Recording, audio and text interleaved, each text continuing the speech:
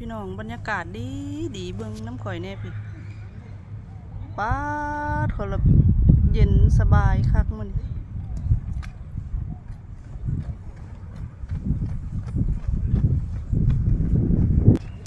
มายางเล่นสวนน้ำกันเด้อจ้า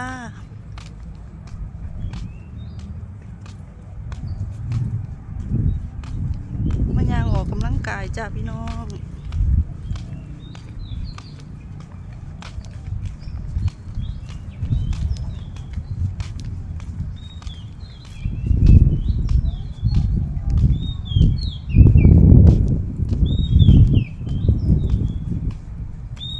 ออกกำลังกายอยู่สวนจ้าพี่น้อง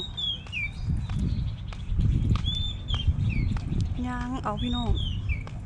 บ่ได้เล่นคือเพิ่นเด้ปวดพวกเขาก็เลยยางเอาเนาะยางตามสายน้ำไปเรื่อย